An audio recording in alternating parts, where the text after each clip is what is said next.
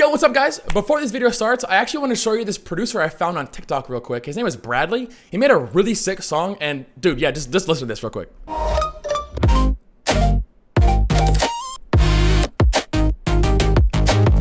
Like, jeez, dude, like that's pretty fire. And you know what else is pretty fire? That whole song is AI. He didn't make that actually. And you know who can't tell? Hundreds and hundreds of people in these comments. I need this yesterday. Finish this, bro. This Loki sounds like Dr. Pepper. What? It's even fooling real musicians and producers. Boombox Cartel, OK, Ramses B, Haywire, and RJ Pazin? You mean the guy that made this song? Everyone in these comments thinks it's real, and I don't blame them. It sounds pretty good, and I'm pretty sure you couldn't tell it's AI either. But to a producer like me, and many of you guys out there, you know that this song is riddled with tons and tons of sounds that just scream AI. You'll even see how Bradley intensely defended being a real artist, even going so far as to block me for my suspicions. Not a good look, bro. And in a bit, I can tell you exactly what to look for. But first, who am I? My name's Elysian. I've been making music for 10 years now, which makes me very passionate about this video I want to make right now. And that is people who are using AI, like our friend Bradley, to fake being a producer and posing as if they made it, which is just lying. The reason this is actually kind of pissing me off is because they are completely undermining the entire purpose of making art, and that is expressing your own unique creative idea through the art you're making and trying to convey a message to someone else. And they're also intentionally deceiving you by making you think that there's something that they're just not. And using an AI to do that for you just completely defeats the purpose. Now, I hate to admit it, but over the last year, I have been thoroughly listening to AI music so I can know exactly what to listen for and not be deceived by people just like Bradley. We'll get back to Bradley in just a minute and I'll show you guys what to look for in AI music that just stands out to me like a sore thumb. But before we do that, we first must go to Twitter. All right, so you may be wondering, why the heck are we on Twitter? Well, this is where I got the idea for this video. There's a super dope goat named Kagi, sorry, I don't know if I said your name right. Every week or so, they upload a sample that they made, dope piano run, something like that. And they go out to the community and they say, yo, sample this. So this is what this sounds like. Fire, so dope, thank you, Kagi. This guy decided to respond to it with his own version of that sample, his own little remix. He goes, I don't usually join challenges like this, but this sample really intrigued me. And let's see what he made. So again, if you're a producer like me, you know this has AI music written all over it. And once again, we will get into how I know very soon. Another Twitter user called them out directly. I don't usually join challenges like this, probably because you use AI. Look at the amount of people that literally had no idea. I fell for it, bro. I thought I was losing my mind. Dang, I fell for it. I didn't realize it was AI. And I follow this person. How do you know it's AI? I'm mad I can't tell it's AI. What gives it away? How do you guys know? The amount of people that just can't tell is also a main reason why I wanted to make this video, so more of you can hopefully understand what AI sounds like and how we can exclude it from our communities. Look at this. You even had a dude who felt bad because he thinks his music isn't as good as AI. I feel bad that after trying over and over and not knowing how to find tutorials, my best attempt at making music is far worse than some music made by a machine by a guy who fed a prompt into the Steal the People's music innator. This is terrible. I can't even imagine how many more people probably also feel the same way. To make matters even worse, that guy posted the video to his TikTok where it has 20,000 likes and 125,000 views. It was at 118 yesterday. And once again, people in the comments have no idea that this is AI. Plus, him and Bradley delete comments to make it look like people love it. So now we'll get into what I mentioned earlier, and that is how I know these are AI songs. Like I said before, I've been keeping up with AI music for the past year, and while I'm not the best at understanding what goes on in the background of generating an AI song, I know what to look for when it comes to listening to it. And so I'm gonna do my best to help you guys hear what I hear and describe the sounds I'm hearing that make it just super apparent. So there's another guy just like Bradley named Kavo who does the exact same thing. He posts his music on TikTok. He says, yo guys, I got a new song coming out. And it's all just the same AI that Bradley uses. So what we'll be doing is listening to Kavo and Bradley songs, comparing them to other AI music and the plethora of real songs that I have. And we'll be checking out a few main things, those being the high end of a song, the low end, and the consistency among a few other things. Allow me to explain. So from what I understand with AI music, it starts off as just a big fat sheet of white noise, pure noise. And what it does in its process is it looks at real music, the waveforms, the sounds, whatever, and it tries to shape that big block of noise into what it thinks is a song. But because it's made from noise, there is so much left over that it's probably impossible to get rid of. Therefore, if it wants to filter some chords, they're probably really muddy. The low end is really muddy. And when it wants to go really bright, it is very compressed. One thing to note real quick, every single song that I'm going to be using are all YouTube ripped MP3s. So they are all being compressed in the exact same process. The first topic, consistency. AI tends to have a really hard time keeping track of things perfectly like a normal song would. Things like snares and tonality of instruments can just change over time, and that's what I talk about here. All right, I got Kevo's song in the project right here. What we're gonna do is take a listen to the first 8 bars of this chorus, and I want you guys to tell me if you can hear anything that sounds weird, out of the ordinary, whatever. Here we go.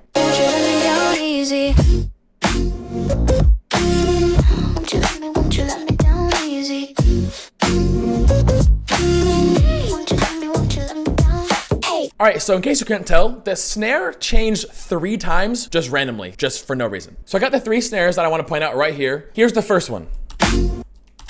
Here's the second one. Suddenly, the tone has shifted down a semitone. The tone is moved down. It just decided it wanted to be a lower pitch than the last one. Okay. And then the third one, which just sounds completely different overall. It's just not even the same snare. And here they all are back to back so you can hear the difference. Now, if you alternate a snare or a clap throughout your song, does that mean you're AI? No, bro. I've done that before. But this one has no rhyme or reason at all. The first snares never come back, and the ones that come after are just thrown in randomly. And this inconsistency is because the AI is trying to remember what was just generated and trying to mimic it, and then it forgets and it fails. Topic number 2.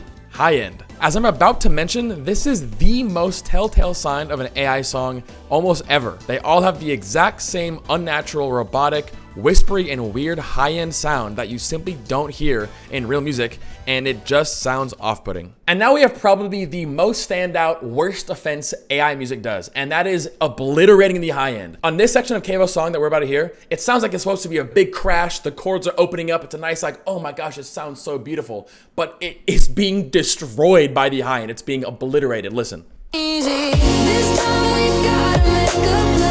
The best way I've heard this AI high-end described is super papery, grainy, sandy, wishy-washy, white noise, high-end, destroyed high-end. And I can hear it just all over this part right here. Let's listen one more time.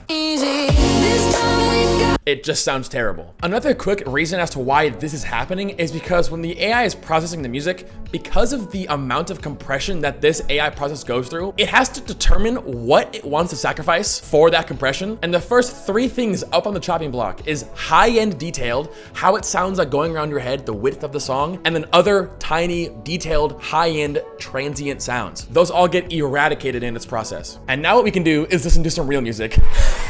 Quick reminder, this is the part of Kevo's song that's supposed to be big chords, sound good, whatever. All right, now let's listen to what I would say is a pretty equal counterpart to that kind of section. It's so much fuller, it's so much more defined. It doesn't sound washed and muddy and weird and narrow and just robotic because it's made by a human. Wow. Another thing I thought was pretty interesting is how the high end looks on this plugin I have right here called a spectrogram. It pretty much just analyzes the waveforms and you can see what they look like on a flat spectrum. The high end is gonna be resting right in this circled area by my cursor right here. Let's look at Kevo's high end real quick. Now let's look at another song and see how the high end comes through on that one.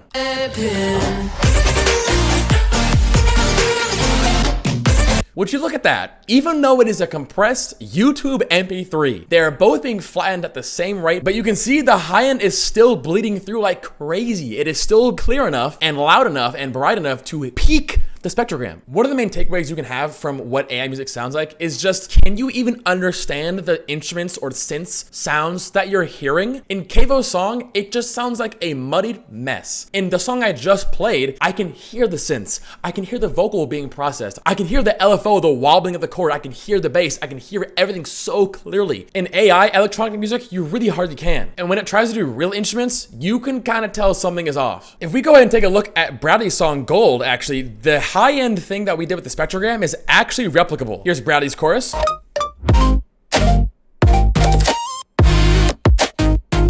As you can see, that high-end peak, nowhere to be found. The only way AI music can have that high-end peak is if a human interacts with it afterwards and edits it, mixes it, matches it in some way so then the high-end actually comes through. What Kevo and Bradley have done is they just have taken the render that they got from Suno and they were like, that's good enough for me. Which, by the way, I mentioned this again later in the video, but Suno AI is arguably the most recognizable name when it comes to AI-generated music. It's what I use over the last year to listen to and analyze what AI music sounds like. And yeah, that's what Bradley and Kevo are using. Now, if we want to compare what a good clutter drop sounds like versus a bad one, here's a bad one. And I wonder why Bradley hasn't played this on his TikToks before. And here's Grant's again.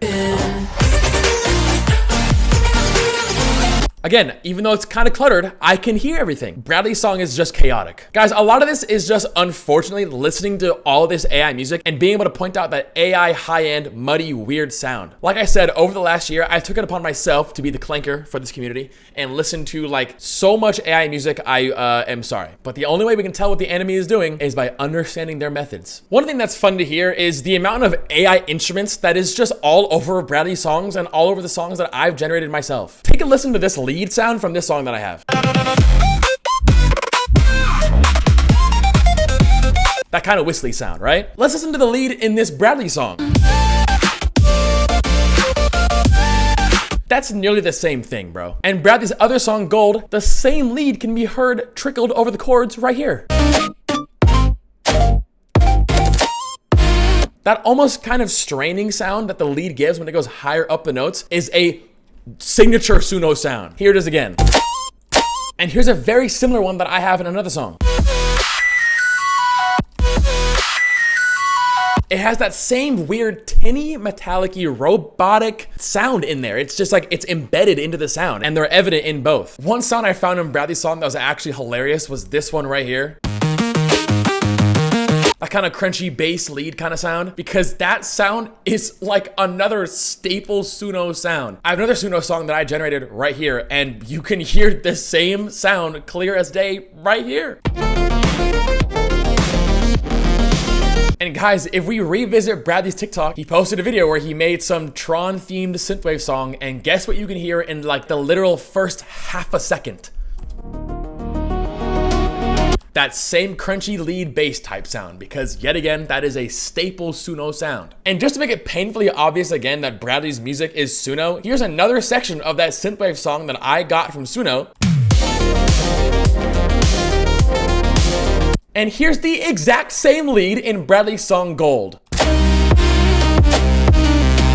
Oh my God, I'm gonna die, bro. Topic 3, low end. Something I've come to notice with AI music is that when it tries to do lower, gritty, and growly basses, it struggles immensely. It's insanely muddy beyond belief, very inconsistent, and being trampled by washy high-end in a way that's extremely unrealistic. Real-life bass sounds are able to combine things like noise in a way that preserves the harmonics and body of that sound. All right, so now here we have a hilarious example of a quote-unquote remix Bradley posted to his TikTok, where he remixed the song Down by Sadko. He might as well just call this remix Suno Growly Bass example, because this is exactly what it is. What is this? Bro, if that's not the most incoherent, messy vomit thing I've ever heard ever. There's no definition. There's no body. There's no nothing. It sounds muddy, washed. There is high-end riddled in it, and it just sounds like it's just going all over the place. Also, I took the time to actually listen to what the original sounded like. The vocals that he has in his remix are not the same from the original. They sound slightly different because they are different. When you upload a sample of a vocal to Suno, it will slightly manipulate that vocal and it sounds different. It adds the Suno high-end sound, the weird muddiness, the random panning and weird spatial sounds. Listen to the vocal that Bradley used that he should have supposedly ripped from the original song. I just want get. Now listen to what the actual vocal from the song sounds like. I just wanna get. What? The vocal is direct, the space it's taking up is consistent. Bradley's is like literally moving around your head. Like the reverb is swelling in the right, it's panning to the left. Why is it doing that? Just because. Let's look at the high end real quick in Bradley's remix again. Now let's look at the high end from Sad Key's original song. Dude. Also, you can hear, based off the original song, Suno just tried to replicate the same bass sound, the same structure, the same drums, the same everything, and it just made it a worse version. Also, the bass in Sadko's song is way cleaner. Ayo, Sadko and John Cass, this also means that Bradley just took your song and just put it into Suno because he wanted to, by the way. The more you know. All right, so we got Bradley's terrible bass sound. Let's listen to what real bass that is gritty and dark and growly sounds like when it's actually done correctly with intent. All right, guys, here we have the banger On Fire by Joyride. This bass is super, super crunchy, distorted, and blown out, but you can hear it still sounds very precise. It still sounds clean. It still sounds like I can hear what's going on. Check it out. I would say that sounds kind of close to Bradley's in terms of style, but oh my God, is it so much cleaner. Here's another awesome example, Take Me Home by something something. This bass is low and distorted, but it still sounds clean and intentional. I can hear the harmonics. I can hear that it sounds not muddy. Take a listen. Take me home. It sounds good. It doesn't sound stupid. And to tie it back in with our GOAT from Twitter who started it all, his AI remix of the Kagi tweet has one of the most unmistakable Suno growl sounds of all time. Here's another Suno song that I generated. Listen to these growls.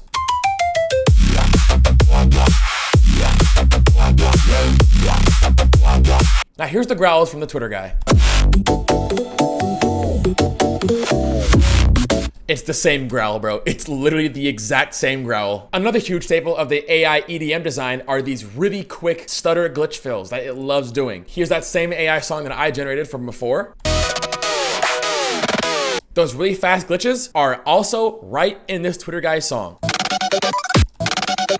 Like, bro, we're not even trying. We're not even trying. Okay guys, I'm looking back at Bradley's TikTok right now. Someone previously accused him of using AI music, Suno AI, to make his song. And he made this video. Okay, hold on. He's showing that he's soloing two synth sounds that supposedly he made so you can hear them only. So like as proof of like, oh, I made these sounds, I can solo them. You can see I made them. Guys, the second video he ever posted. What is that top track? What is this? What is this? Wait. Whoa. What does that say? What does that say? No. Oh my God, zoom in. It says synth. It says synth. It has the entire chord synth melody structure in there. Oh my God, okay. Let me break down why this is such an important find right now. Suno AI, it is arguably the most popular site platform for making AI music. When you generate a song, it'll give you the option to download the stems for that song. When you download the stems, at least for electronic music like this guy's making and what I've seen and I've made myself, when you get the stems, the synths are all grouped into one stem. Suno does not have the ability, from what I've seen, to be able to let you separate melody from chords. Look at his project file. He must have just forgot. The synth stem that he got from Suno is at the top of the project. Oh my God, this guy. I'm gonna play the audio that he used when he responded to being accused of using Suno, and I'm gonna show you how it matches up perfectly with the synth stem he just forgot to take out of that first video. Buddy, you're done. Buddy, you forgot. What are we doing?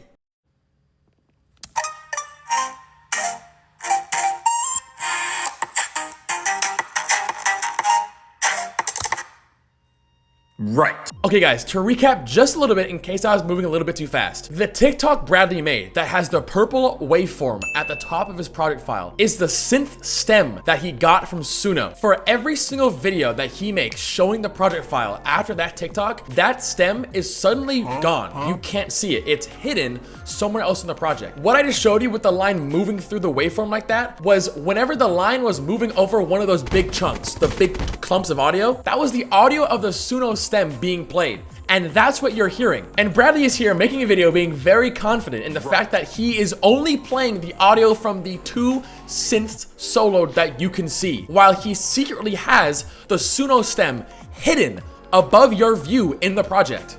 And guys, in case this couldn't get any worse for Bradley, I confronted him directly, asking him why he was using Suno. I just wanted to know. Because I know what Suno sounds like. I want to know why you're using it. His response? I don't use Suno. It's all Logic, Expert, Diva, and Vital. I've been producing for over 7 years. I'm tired of hearing this. The music production community is so bunts. Everyone assumes instantly anything is AI. Even if people use AI, who gives a rip? 90% of DAW stock tools have AI involved. I would love to know where you got that number. Real producers support each other. Then don't jump on a "this is AI" train just because someone knows how to produce. Give me a break. Sure, man, if you want to put up that facade that you're a real producer and you're getting called out for being AI, you would do everything you can to make sure people know you're legit. Except for when you record a brand new video specifically for me, trying to prove to me that you're real. Buddy, you should have never responded.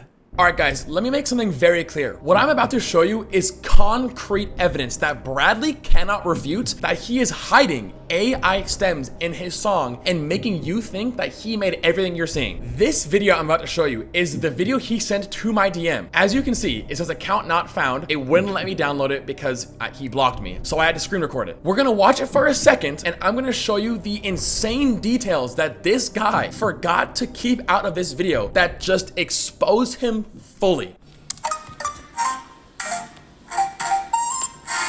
Alright, so it looks pretty normal. It looks exactly like the TikTok he tried making in response to the guy that said he was Suno before. But like I said, he made probably the biggest oversight I've seen so far. This program he's using is called Logic Pro X. As you can clearly see, the first visible track that he is letting you see in the project file is track 4. In the TikTok where you could see the purple Suno stem, that's track 3. It's right above this. It's right up here. And as we go down the line, we see 4, 5, and 6, which are the stems being soloed. These are the 2 tracks that he is allowing you to hear on their own. He is saying, this is where the audio is coming from. These are the sounds I made. At the very bottom, this is the mixer track that shows all of the tracks on the side here in a horizontal format. And it starts with 1. You can see there's 1, 2, 3, 4, 5, and 6. These 2 right here are the 2 that he has soloed. But wait, this 3rd track right here is emitting audio, as you can see with this indicator right here. And the 3rd track is above 4 that you can't see. How do I know that it's emitting audio? These blank boxes to the right of the 0.0 is the volume indicator. It tells you how loud of an output that track is giving. But track 3 that you can't see is playing something because the volume indicator is showing that it's playing at -1 decibels. That is really loud. While tracks 5 and 6 are playing at -30 decibels. That is almost completely muted. You can't hear that. This means he is intentionally playing the 3rd audio track hidden from sight super loud, overpowering tracks 5 and 6 that he wants you to believe are the ones you're hearing. Dude, you messed up bad. And I can back up this claim even more with another TikTok he has on his profile. This is another promotional TikTok he made for his song Gold. Let's zoom into the mixer track that we just saw earlier. You can see here, 1, 2, 3, 4, 5, and 6. But if you look right above the mute and solo buttons, there is a volume slider that is all the way at the bottom of the slider. Meanwhile, track 3, this blue one right here that says 2026, you can't see the volume slider because it's all the way up. It is being blasted, and that is what you're hearing. Bradley unknowingly just exposed everything he was doing to fake being a producer all on his TikTok. And with the help of his clumsy DM to me, I am able to piece together the fact that he's lying. Now I need you guys to understand why I'm picking Bradley as the main example for this video. All the ways he was being super secretive about hiding hidden tracks, making you only see those 2 tracks and nothing else while other things played in the background, is a prime example of what other people will be doing to intentionally fool you. Other people will just be way more subtle about it. Just like our friend Kevo, who uses a single repeating video of Ableton that is just the audio file of the Suno render that he got. One of the simplest and most effective ways that you can expose these people is just to simply and respectfully ask them to give a detailed breakdown of the project. You'll come to find out, after a lot of stalling probably, that they simply can't do it. When you fake making music with AI and you have to hide the essential tracks that are making your track what it is, you will find it nearly impossible to show the work that you claim to have done to make this song because your work isn't there. If there's anything else I want to end this video off with, it's that making actual music yourself is such a rewarding and fun journey to take part in. Learning how to make a sound yourself, figuring out the intricacies of making music is one of the most creative and fun outlets that I've been able to find myself doing. Finding like-minded people and communities that have the same drive as you, the same fun as you, the same motivation as you is awesome. And it's something that AI can't replace ever, Suno AI and their CEO can claim that they're helping music in whatever way they see fit. But when the CEO is on record saying something like this, it's not really enjoyable to make music now. People enjoy Why'd you say that? It takes a lot of time. It takes a lot of practice. You need to get really good at an instrument or really good at a piece of production software. I think the majority of people don't enjoy the majority of the time they spend making music. That mindset is so broken. You're telling me that just because something's hard, I should give up? I shouldn't keep trying? I shouldn't keep finding new ways to make this thing work? What is the point of doing anything then? You think the greatest artists, writers, athletes, musicians got good at what they're doing because it just came easy? It just fell in their lap? No, dude. They got to where they were because they knew how hard it was gonna be. They figured out what they needed to do in order to get good at it. They logged in on their craft and they succeeded. So when someone who's an ex-physicist and a current teacher of finance that the Wall Street Journal is quoted saying didn't have enough talent to make it be on college jam bands and has been sued by Universal and other groups for stealing music to base their models off of, it's hard to see that his intentions are anything close to being good for the creative community. So guys, please do not go to people like Bradley or Kevo's TikToks and harass them with mean comments, say that they're this, say that they're that. Instead, encourage them to actually learn how to make it and tell them how good of a journey it is. And Bradley, if you can prove to me and the world that the tracks that I pointed out that you hid, including the drums, perk, vox, and snap tracks aren't from Suno, and that everything else in the track is yours, and that your track sounds exactly the same as it did before, I will retract everything I said and I will fully apologize. But until then, guys, keep listening to music, keep being dope, keep having swag, follow me on Spotify and Instagram and SoundCloud, all those dope things. Go ahead and subscribe, why don't you? Hit the like. And thanks for watching my yapathon. Hope you guys learned something. See you guys. Thank you. Bye.